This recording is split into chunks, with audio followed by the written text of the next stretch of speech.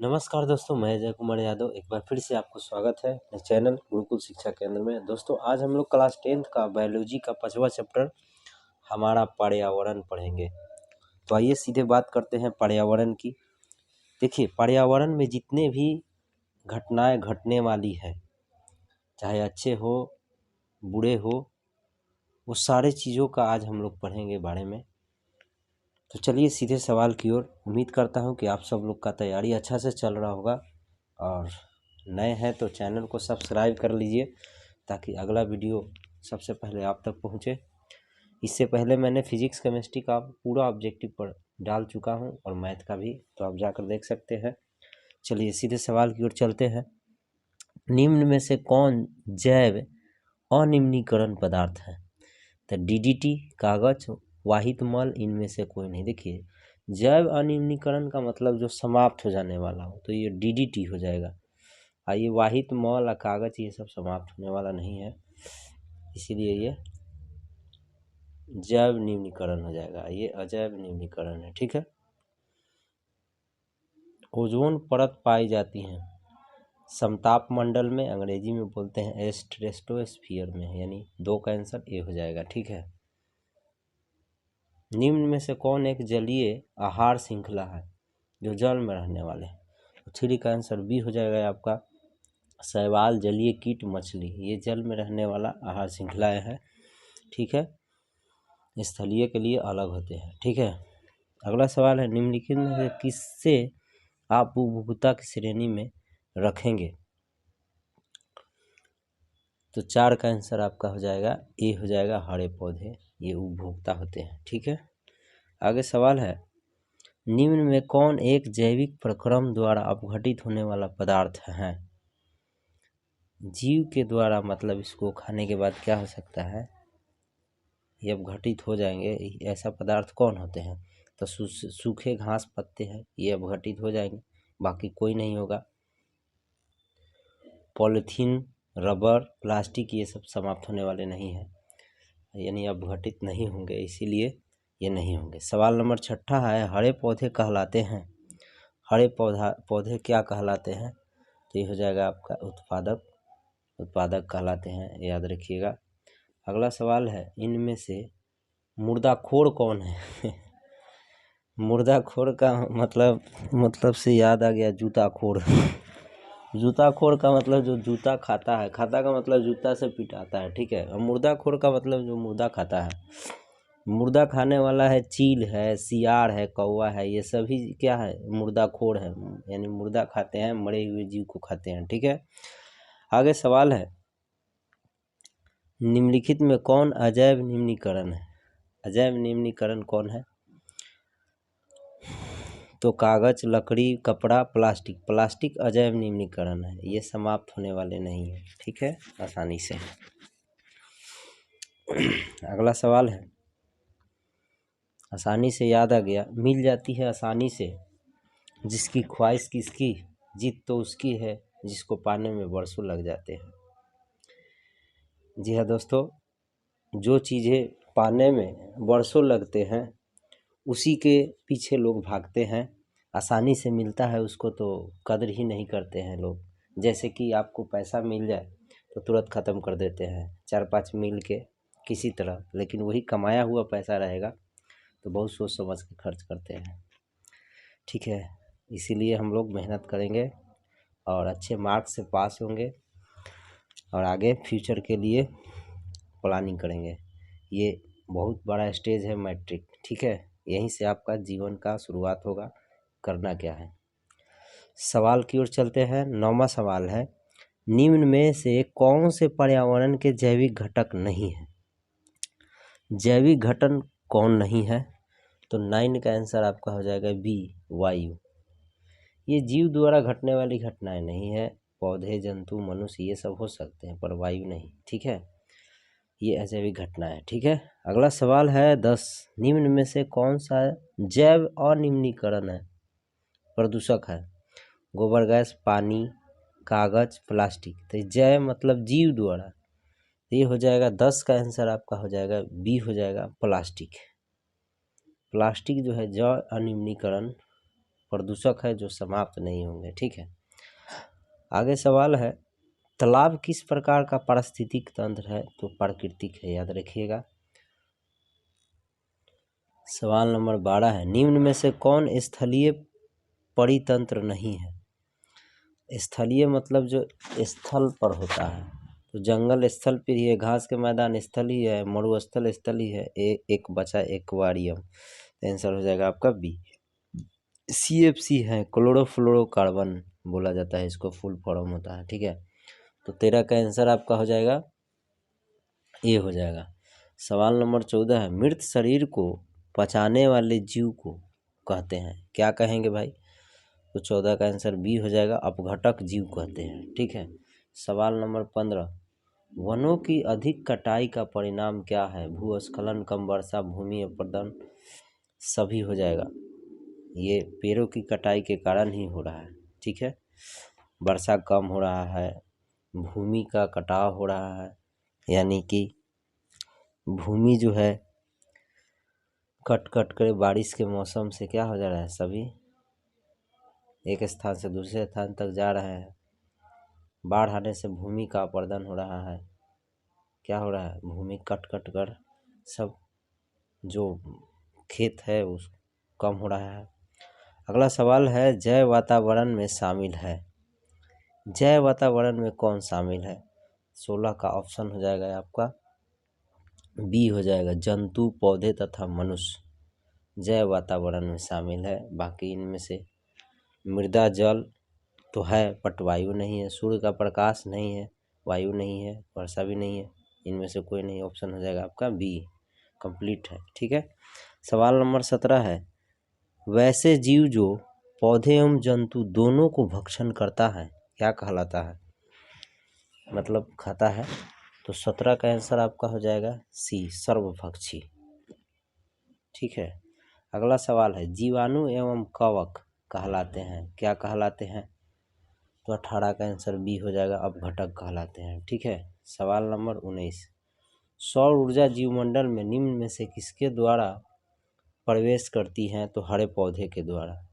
हरे पौधे उसको भोजन के रूप में लेती हैं और उसको हम लोग खाते हैं। ठीक है, तो हमारे शरीर में प्रवेश करती है। चलिए, ओजोन परत महत्वपूर्ण है क्योंकि वह अवशोषित करती हैं, क्या करती हैं? पराबैंगनी किरणों को अवशोषित करती हैं, यानी कि 20 का आंसर हो जाएगा आपका बी। अगला सवाल है, प्रत्येक पारितंत्र होता है, प्रत्येक गंत्यात्मक तंत्र होता है, 21 का आंसर डी हो जाएगा आपका। सवाल नंबर 22 है, निम्न में कौन पारिस्थितिक तंत्र में अधिकतर संख्या में मौजूद होते हैं? तो 22 का आंसर हो जाएगा आपका ए हो जाएगा, उत्पादक है। ठीक है, ये सारे सवाल आपको एग्ज़ाम में देख रहे हैं कि आ चुका है, और मैं उम्मीद करता हूँ कि एक भी सवाल जो है इस चैप्टर से अगर आता है आपके एग्ज़ाम में तो छूटेगा नहीं। बस इस वीडियो को कंप्लीट एक बार आप देख लीजिए, आपको सब याद हो जाएगा। सवाल है, पारितंत्र के जैविक घटकों की श्रेणियों में निम्न में से किसको रखा गया है? जैविक घटक बोला जा रहा है, तो 23 का आंसर हो जाएगा आपका ये सभी, उत्पादक, अपघटक, उपभोक्ता। ठीक है, ये सभी का ज़रूरत है। तो अगला सवाल है हम लोगों का, उत्पादक मतलब होता है जो भाग लेता है, उपभोक्ता मतलब जो खाता है, खाने के बाद उसको निकलता है, ये अपघटक कहलाता है, तो उसको समाप्त करता है। ठीक है, सवाल नंबर है 24, ऑक्सीजन सभी प्रकार के वायवीय जीवों के लिए आवश्यक है जबकि ओजोन एक घातक विष है। ठीक है, ये आंसर हो जाएगा 24 का आंसर बी हो जाएगा। अगला सवाल है, कृत्रिम पारितंत्र का उदाहरण है बगीचा और खेत। बगीचा खेत कृत्रिम पारितंत्र है, यानी उसको हम लोग लगाते हैं। तो 25 का आंसर हो जाएगा सी, वन, तालाब, झील, तालाब ये सभी क्या है, कृत्रिम नहीं है। ठीक है, अगला, ओजोन परत पाया जाता है वायुमंडल के निचले सतह में, तो 26 का आंसर हो जाएगा आपका। अगला ऑप्शन देखते हैं, वायुमंडल के ऊपरी हिस्सों में पाया जाता है। ये ऑप्शन हो जाएगा आपका बी हो जाएगा। ठीक है। 27 नंबर सवाल है, निम्नांकित में से कौन से समूहों में केवल जैव निम्नीकरण पदार्थ है? 27 का आंसर हो जाएगा आपका ए हो जाएगा, घास, पुष्प तथा चमड़ा। ये जो है जैव निम्नीकरण पदार्थ है। अगला सवाल है, निम्न में कौन आहार श्रृंखला का निर्माण करते हैं? तो 28 का आंसर हो जाएगा बी, घास, बकरी तथा मानव। घास, बकरी और मानव क्या है? आहार श्रृंखला का निर्माण करते हैं। अगला सवाल है, कौन पर्यावरण मित्र व्यवहार कहलाते हैं? पर्यावरण मित्र इनमें से किसको कहा जाता है? तो 29 का आंसर आपका हो जाएगा डी, सभी। बाजार जाते समय सामान के लिए कपड़े का थैला ले जाना, ये भी मित्र है पर्यावरण का। कार्य समाप्ति पर लाइट तथा पंखे का स्विच बंद करना, माँ द्वारा विद्यालय छोड़ने की बजाय तुम्हारा विद्यालय तक पैदल जाना, ये सब पर्यावरण मित्र है। खुद से जाना चाहिए, सामान लाने के बाद वो कपड़े का थैला यूज करना चाहिए, पंखे स्विच बंद कर देना चाहिए काम होने के बाद।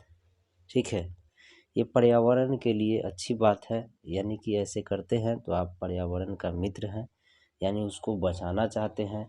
कोई भी मित्र किसी को बर्बाद नहीं करता है, तभी तो उसका नाम मित्र है, वरना दुश्मन हो जाता है।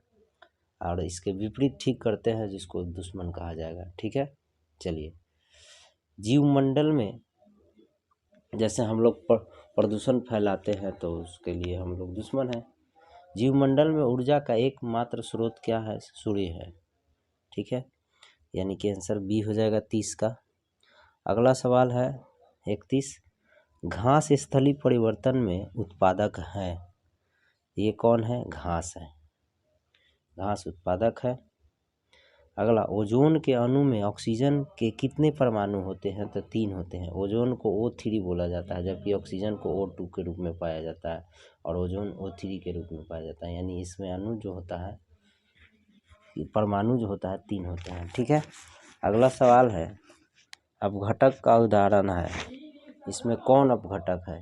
33 का आंसर हो जाएगा आपका ए, कवक। कवक जो है अपघटक होते हैं। चिपको आंदोलन का मुख्य उद्देश्य संरक्षित करना था वृक्षों को सुरक्षित करना था। चिपको आंदोलन का यही उद्देश्य था। चिपको आंदोलन किसको कहते हैं? शायद आप लोग जानते हैं, नहीं जानते थोड़ा सा शॉर्ट बता देते हैं।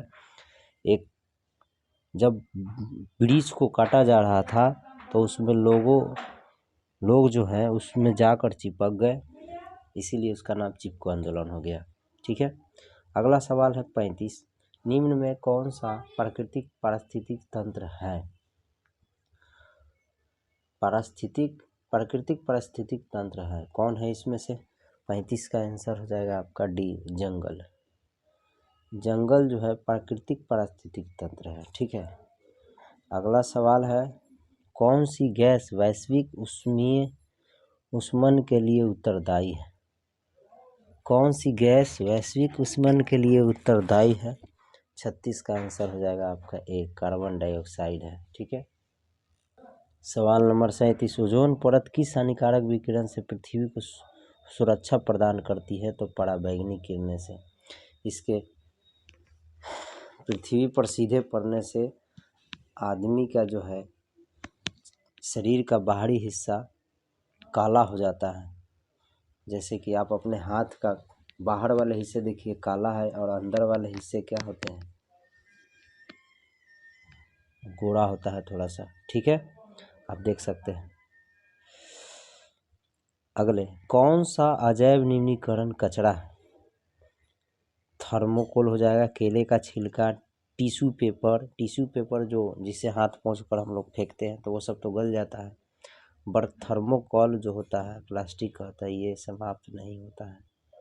तो ये अजैव निम्नीकरण कचरा हो गया जो समाप्त नहीं होने वाला है। ठीक है, गलने वाला नहीं है।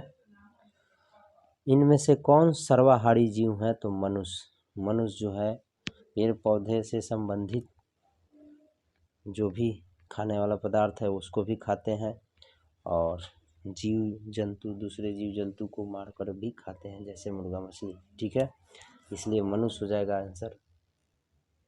सूक्ष्म उपभोक्ता जीव कहलाता है, कौन होता है? जीवाणु, कवक, ए और बी दोनों, इन या गीध। तो 40 का आंसर हो जाएगा आपका सी हो जाएगा। जीवाणु और कवक जो होता है सूक्ष्म उपभोक्ता है, मतलब सबसे छोटा है। ठीक है, इसको नंगी आंखों से नहीं देख सकते हैं, बहुत मुश्किल है। कौन वन आहार श्रृंखला बनाता है? वन आहार, ठीक है, जल आहार नहीं है, वन आहार है। ठीक है, तो ये 41 का आंसर आपका क्या हो जाएगा? बी हो जाएगा। घास, हिरन, बाघ। घास को हिरन खाएगा, हिरन को बाघ खाएगा। ठीक है, ये आहार श्रृंखला बनाएगा। अगला सवाल है, सूर्य के द्वारा निकला हुआ पराबैंगनी किरणें कहाँ अवशोषित होता है? तो ओजोन परत में। ओजोन परत ही है जो पराबैंगनी किरणों को अवशोषित करते हैं, जिससे मानव क्या होते हैं? सुरक्षित होते हैं, वरना उससे संबंधित कई रोग हो सकते हैं। सबसे पहले तो चमड़ा से संबंधित चर्म रोग होते हैं। अब देखते हैं कि आपके बाहर, शरीर के बाहर वाले हिस्से जो बाहर हमेशा रहते हैं वो काला हो गया है, और जो अंदर जहाँ धूप नहीं जाती है वो गोरा और साफ रहता है।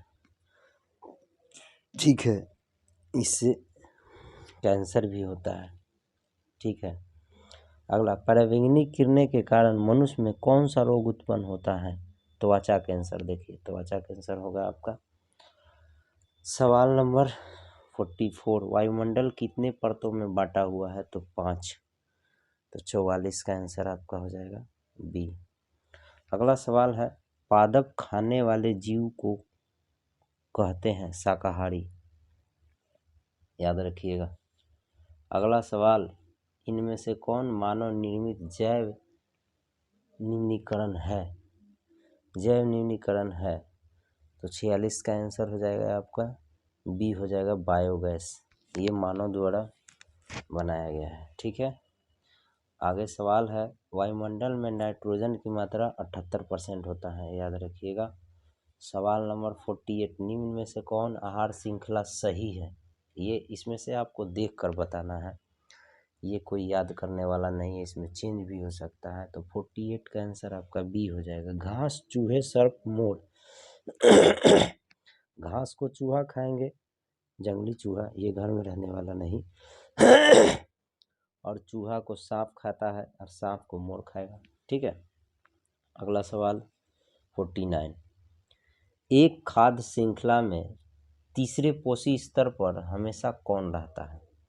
49 का आंसर हो जाएगा आपका बी हो जाएगा, मांसाहारी होता है। ठीक है, अगला सवाल है 50, निम्न में कौन उत्पादक है? उत्पादक कौन है? तो 50 का आंसर हो जाएगा डी, घास। घास इन सबों को भोजन के रूप में उपलब्ध रहता है, इसीलिए उत्पादक है। चलिए, मैदानी पारिस्थितिक तंत्र में तृतीयक उपभोक्ता कौन होता है? 51 का आंसर हो जाएगा आपका डी, सर्प। तृतीय उपभोक्ता सर्प होता है मैदान के मामले में। जैसे कि घास हुआ पहला, और घास को कौन खाएगा? बोलिए, घास को कौन खाएगा? चूहा। और चूहा को कौन खाएगा? सांप। और भी हो सकते हैं, ऐसा नहीं कि चूहा को सांपे खाएगा। और फिर उसके बाद सांप को मोर खाएगा। ठीक है, या नेवड़ी भी खाता है, जिसको नेवला बोलते हैं हम लोग। ठीक है, ये ऑप्शन के अनुसार आप मार सकते हैं। तृतीय उपभोक्ता, द्वितीय उपभोक्ता केवल एक ही नहीं होते हैं, और भी होते हैं, बट इस ऑप्शन के मुताबिक सांप हो जाए। ठीक है, सर्प। अगला सवाल है 52, वन पारिस्थितिक तंत्र में हिरन होते हैं, हिरन का स्थान क्या है? प्राथमिक उपभोक्ता, द्वितीय उपभोक्ता, क्या है? तो देखिए, हिरन आगे, हिरन घास को खाता है, तो ये हो जाएगा 52, यानी कि 52 का आंसर बी, प्राथमिक उपभोक्ता हो जाएगा, क्योंकि घास को हिरन खाता है। अगला सवाल है, पारिस्थितिकी तंत्र में ऊर्जा का प्रवाह होता है, 53 का आंसर हो जाएगा ए, एक दिशीय होता है। अगला सवाल है 54, एक आहार श्रृंखला में शाकाहारी से निर्माण होता है। शाकाहारी से एक आहार श्रृंखला में क्या निर्माण होता है? तो 54 का आंसर हो जाएगा बी, द्वितीयक पोषी स्तर निर्माण होता है। ठीक है। 55 नंबर सवाल, निम्न में से कौन सा समूह जैव निम्नीकरण पदार्थों का है?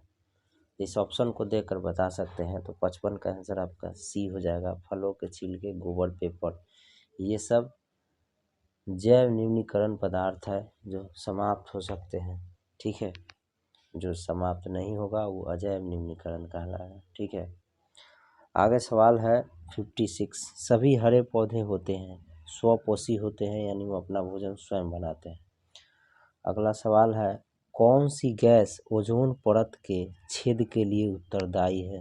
तो ये हो जाएगा ऑप्शन सी, CFC, जिसको क्लोरोफ्लोरोकार्बन बोलते हैं शॉर्ट में। अगला सवाल है 58, चिपको आंदोलन किससे संबंधित है? तो वन संरक्षण से है, वनों को संरक्षण करने के लिए है। 58 का आंसर ए हो जाएगा। अगला सवाल है, निम्नलिखित में किसके कारण अम्ल वर्षा होता है? SO2 के द्वारा अम्ल वर्षा होते हैं, जिसको सल्फर डाइऑक्साइड बोलते हैं। अम्ल वर्षा से फसलों की नुकसान होती है और खेत जो है बंजर हो जाते हैं। ठीक है, क्योंकि उससे उर्वरा शक्ति जो होती है खेतों की, यानी मिट्टी की, समाप्त हो जाती है। कई सालों के बाद क्या हो जाएगा, इसमें फसल उगेगा ही नहीं। इसीलिए इसको अम्ल वर्षा का उदाहरण भी माना जाता है, कहा जाता है। ठीक है। आखिरी सवाल है, पारिस्थितिक तंत्र में ऊर्जा का एक स्रोत क्या है? तो सूरज का प्रकाश है। तो ये उम्मीद करता हूँ कि समझ में आया होगा दोस्तों। मिलते हैं अगले चैप्टर में, तब तक के लिए धन्यवाद।